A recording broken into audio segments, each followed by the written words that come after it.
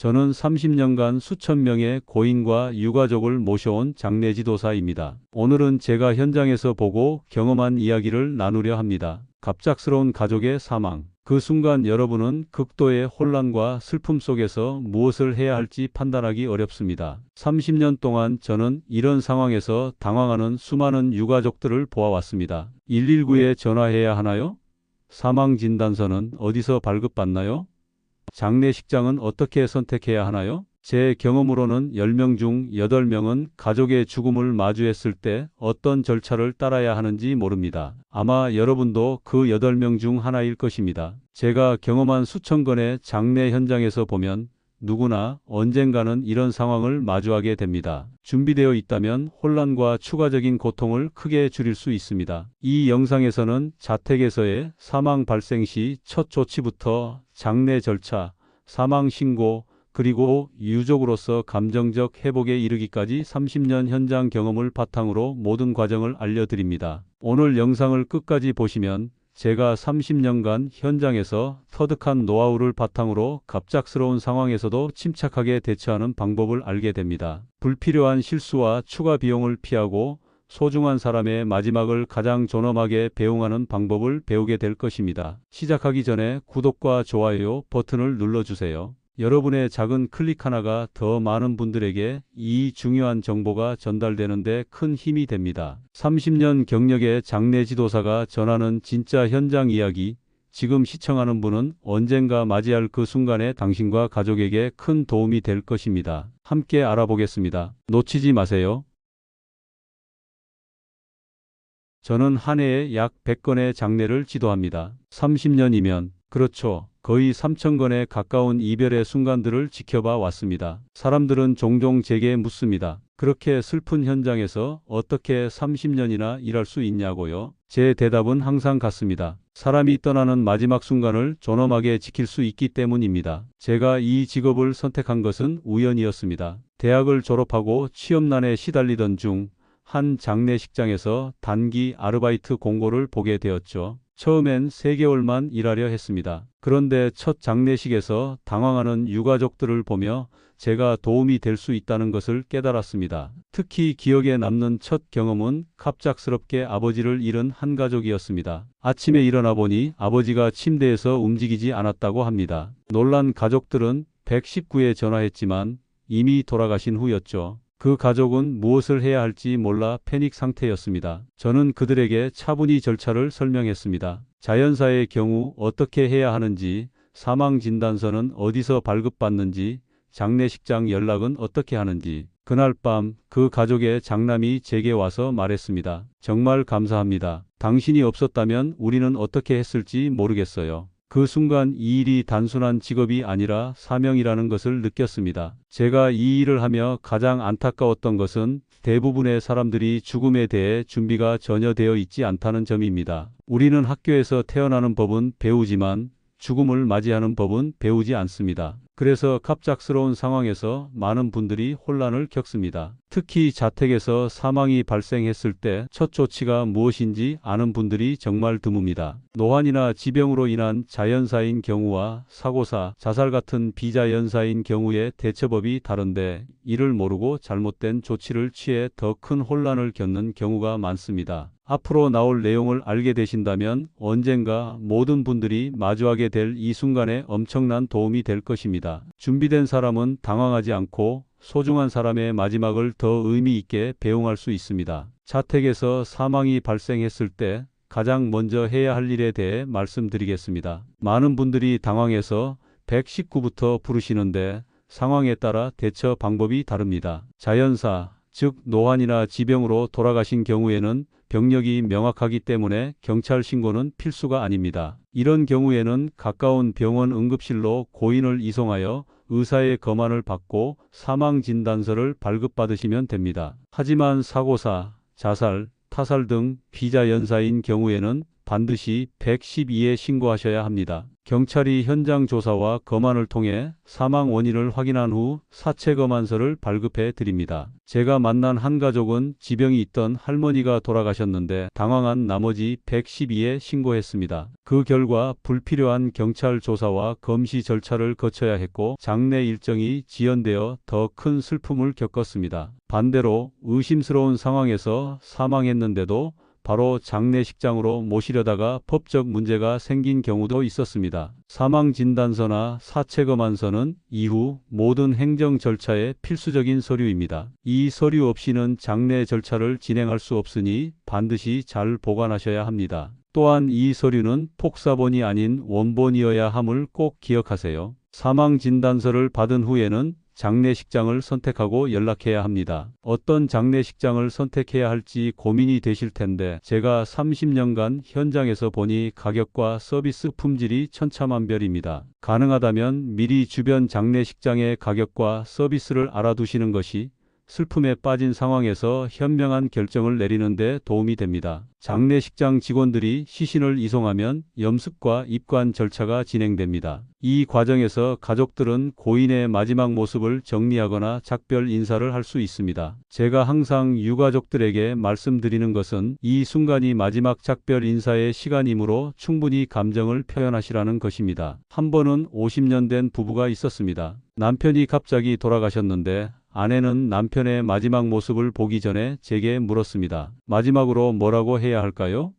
저는 평소에 하지 못했던 말들을 해보세요 라고 말씀드렸습니다. 그분은 남편의 손을 잡고 평생 함께한 추억들을 이야기하셨습니다. 그렇게 일시간이 지나고 아내분은 더 편안한 표정으로 장례를 치를 수 있었죠. 두 번째로 장례의 방식을 결정하는 것도 중요한 과정입니다. 매장과 화장, 어떤 방식을 선택할지는 고인의 뜻과 가족의 합의에 따라 결정됩니다. 최근에는 화장을 선택하는 비율이 90%를 넘어섰습니다. 화장 후에는 봉안당, 수목장, 자연장 등 다양한 방식으로 유골을 안치할 수 있습니다. 제 경험으로는 생전에 고인의 의사를 확인하지 않아 가족 간 의견 충돌이 생기는 경우가 많습니다. 한 가족은 어머니의 장례 방식을 두고 매장과 화장으로 의견이 나뉘어 큰 다툼이 있었습니다. 결국 장례식장에서 고성이 오가는 모습을 보며 생전에 이런 대화를 나누는 것이 얼마나 중요한지 다시 한번 느꼈습니다. 장례 기간도 결정해야 합니다. 보통 3일장이 일반적이지만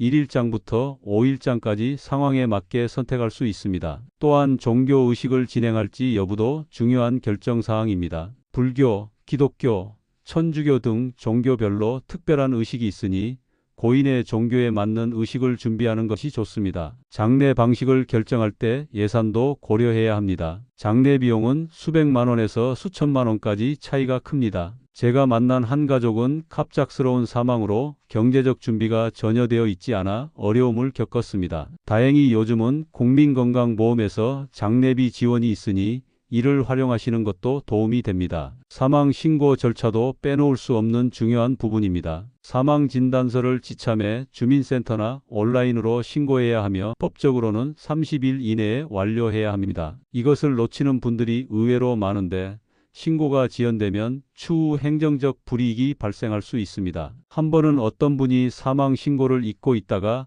1년 후에야 하게 되었는데 그동안 고인 명의의 세금과 각종 공과금이 계속 청구되어 큰 혼란을 겪었던 경우가 있었습니다. 또한 신고가 완료되면 고인의 주민등록은 자동으로 말소되고 각종 기관에 사망 사실이 통보됩니다. 하지만 은행, 보험사 등에는 별도로 사망 사실을 알리고 필요한 행정 처리를 진행해야 합니다. 사망 신고만 했다고 모든 절차가 자동으로 이루어지는 것은 아니니 반드시 각 기관에 개별적으로 연락하셔야 합니다. 특히 보험금 청구는 기간이 지나면 받기 어려울 수 있으니 서둘러 처리하시는 것이 좋습니다. 장례를 치르는 과정에서 여러분이 꼭 기억하셨으면 하는 것은 이 모든 과정이 고인을 향한 마지막 배려와 존중의 표현이라는 점입니다. 형식적인 절차에 매몰되기보다는 고인을 기억하고 마음을 전하는 시간으로 만드시길 바랍니다. 장례를 마치고 나면 고인의 재산을 정리하고 상속 처리를 해야 합니다. 이 과정에서 많은 분들이 혼란을 겪으시는데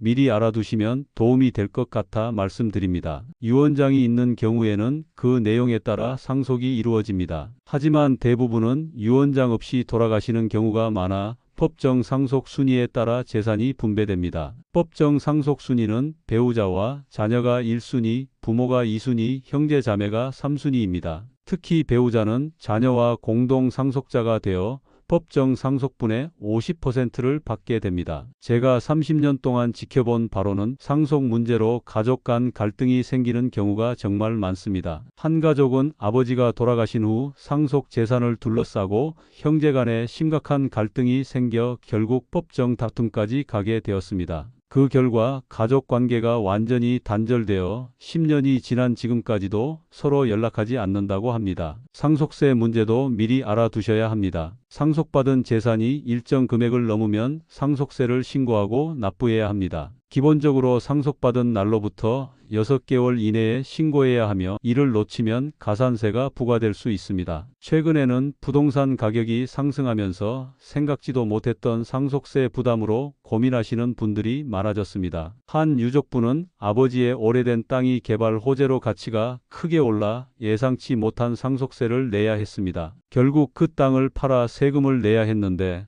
미리 증여나 상속 계획을 세웠다면 더 효율적으로 재산을 물려받을 수 있었을 것이라 아쉬워하셨습니다. 고인의 명의로 된 자동차, 휴대폰, 신용카드 등도 정리해야 합니다. 특히 핸드폰은 해지하지 않으면 요금이 계속 나오고 자동차는 명예 이전을 하지 않으면 세금과 과태료가 부과될 수 있습니다. 이런 사소한 것들이 나중에 큰 문제가 되는 경우가 많습니다. 저는 장례 절차가 끝나면 유족분들에게 체크리스트를 드리는데 여기에는 반드시 확인해야 할 금융기관과 공공기관 목록이 포함되어 있습니다. 이런 목록을 하나씩 체크해 나가며 처리하시면 나중에 불필요한 문제를 예방할 수 있습니다. 제가 특히 강조하고 싶은 것은 이런 행정적인 처리도 중요하지만 무엇보다 남겨진 가족들의 심리적 회복이 더 중요하다는 점입니다. 사랑하는 사람을 잃은 슬픔은 자연스러운 애도 과정의 일부입니다. 슬픔을 억누르거나 서두르지 마시고 충분히 표현하는 것이 건강한 회복의 첫 단계입니다. 한 번은 젊은 나이에 갑자기 남편을 잃은 부인이 계셨습니다. 그분은 겉으로는 강한 모습을 보이며 모든 장례 절차와 행정 처리를 완벽하게 해내셨습니다. 하지만 모든 일이 끝난 후 갑자기 극심한 우울증을 겪게 되셨어요. 슬픔을 제대로 표현하지 못하고 억눌러 왔기 때문이었습니다. 다행히 전문가의 도움을 받아 서서히 회복하셨습니다. 유가족의 심리적 회복은 사실 제가 30년 장례지도사로 일하면서 가장 중요하다고 느낀 부분입니다. 장례식은 끝나지만 남겨진 사람들의 슬픔과 그리움은 오랫동안 계속됩니다. 어떤 분들은 몇 년이 지나도 그 아픔에서 벗어나지 못하기도 합니다. 저는 이런 상황에서 유가족들에게 몇 가지 조언을 드립니다. 첫째, 슬픔을 표현하는 것을 두려워하지 마세요. 울고 싶을 때 울고 이야기하고 싶을 때 이야기하세요. 감정을 억누르면 나중에 더 큰 심리적 문제로 나타날 수 있습니다. 둘째, 가족이나 친구들과 함께 고인에 대한 이야기를 나누세요. 추억을 공유하는 것은 서로에게 위안이 됩니다. 셋째, 일상으로 돌아가려고 노력하세요. 처음에는 힘들겠지만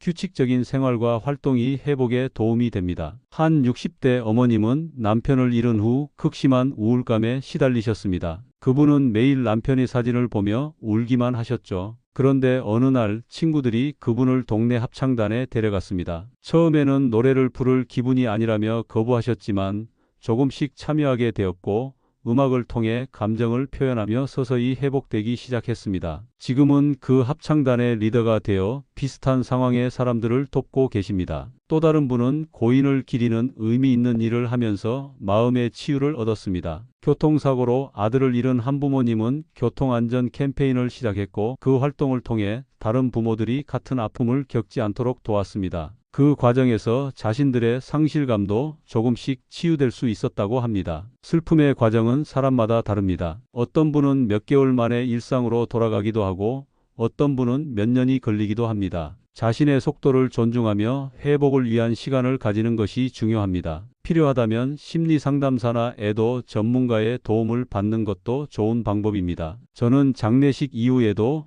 유족분들과 연락을 유지하며 그분들의 회복 과정을 지켜봅니다. 이것이 단순한 직업적 의무를 넘어 제가 진정으로 중요하게 생각하는 부분입니다. 함께 울고 함께 기억하고 때로는 함께 웃으며 그분들이 삶의 의미를 다시 찾아가는 모습을 보는 것이 저에게는 큰 보람입니다. 사랑하는 사람의 죽음을 통해 우리는 삶의 소중함을 깨닫게 됩니다. 죽음은 끝이 아니라 남겨진 사람들에게 새로운 시작을 가르쳐주는 것 같습니다. 저는 유족분들에게 항상 이런 말씀을 드립니다. 고인의 삶이 여러분 안에 계속 이어지고 있다는 것을 기억하세요. 그분의 사랑, 가르침, 추억은 여러분 안에 살아 있습니다. 죽음을 대비한다는 것은 단지 장례식을 준비하는 것을 넘어 우리가 어떻게 살아갈 것인지에 대한 질문이기도 합니다. 사랑하는 사람들에게 더 자주 사랑한다고 말하고 소중한 시간을 함께 보내며 후회 없는 삶을 사는 것이야말로 진정한 준비가 아닐까요? 잠시 이 이야기를 듣고 계신 분들 중에 이런 이야기 너무 우울해, 그만 들어야겠다고 생각하시는 분들이 계실 것 같습니다. 하지만 잠시만 더 함께 해주세요. 지금까지는 슬픈 이야기였지만 다음 이야기에서는 제가 30년간 장례 현장에서 목격한 가장 감동적인 순간들, 그리고 우리가 죽음을 통해 오히려 삶의 의미를 깨닫고 더 충만하게 살 수 있는 방법에 대해 나누고 싶습니다. 특히 다음 이야기에서는 제가 평생 잊지 못할 한 가족의 특별한 이별 방식과 그것이 어떻게 수백 명의 사람들에게 영감을 주었는지, 그리고 그 경험이 제 인생을 어떻게 바꾸었는지 들려드리겠습니다. 이 이야기는 제가 장례 지도사로서 30년 동안 경험한 수천 건의 장례 중에서도 가장 아름다운 순간이었습니다. 이제 제가 30년 장례 지도사로 일하면서 가장 감동적이었던 순간에 대해 말씀드리겠습니다. 그것은 5년 전 한 노교수님의 장례식이었습니다. 그 교수님은 40년간 대학에서 학생들을 가르쳤고 말기 암 진단을 받은 후에도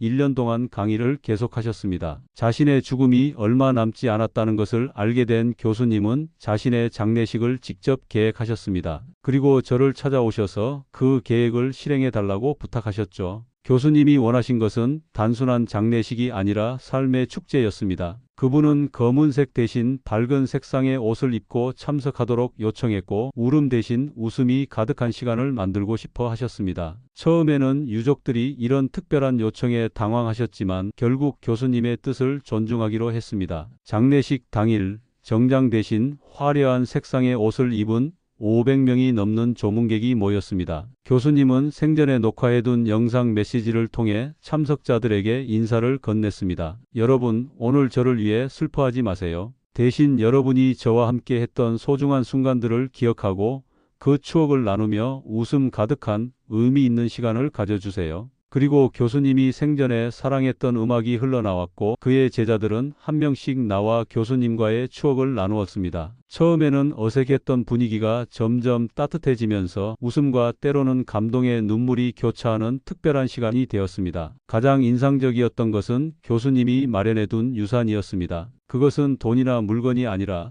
참석자 모두에게 전하는 작은 씨앗이었습니다. 봉투 안에는 씨앗과 함께 짧은 메모가 들어 있었습니다. 이 씨앗처럼 여러분 안에 있는 꿈과 열정을 키워나가세요. 저는 그것이 자라는 모습을 하늘에서 지켜볼 것입니다. 그날 장례식에 참석한 많은 분들이 저에게 말씀하셨습니다. 이런 장례식은 처음입니다. 슬픔보다 감사와 영감을 느끼게 하는 시간이었어요. 그리고 1년 후 교수님의 일주기에 모인 사람들은 각자 키운 식물 사진을 가져왔고 그것들로 멋진 콜라주를 만들었습니다. 지금도 그 대학 한쪽에는 교수님의 정원이라는 작은 공간이 있어 많은 사람들이 찾아가 위안을 얻는다고 합니다. 이 경험을 통해 저는 깨달았습니다. 죽음은 끝이 아니라 다른 형태의 시작일 수 있다는 것을요. 우리가 어떻게 떠나느냐는 남겨진 사람들에게 큰 영향을 미칩니다. 교수님처럼 자신의 죽음조차도 다른 이들에게 영감과 가르침이 될 수 있는 방식으로 준비한다면 그것은 진정한 의미의 좋은 죽음이 아닐까 생각합니다. 여러분도 죽음이 멀게만 느껴질 수 있지만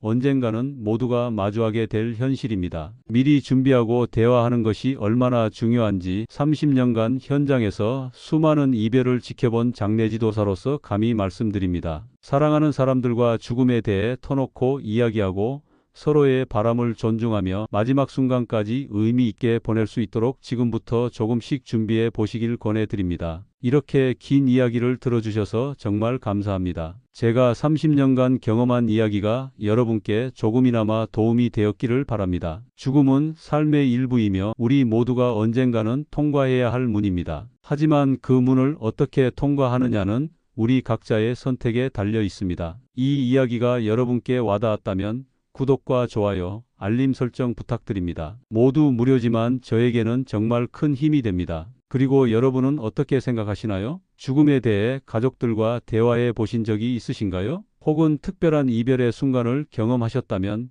댓글로 나눠주세요. 여러분의 이야기도 다른 많은 분들에게 위로와 용기가 될 수 있습니다. 다음 이야기에서는 장례 현장에서 만난 놀라운 가족 이야기와 위기 상황에서 빛을 발한 인간애에 대한 감동적인 사연을 준비해 오겠습니다. 함께 해주셔서 진심으로 감사합니다. 여러분의 하루가 따뜻한 사랑으로 가득하기를 바랍니다.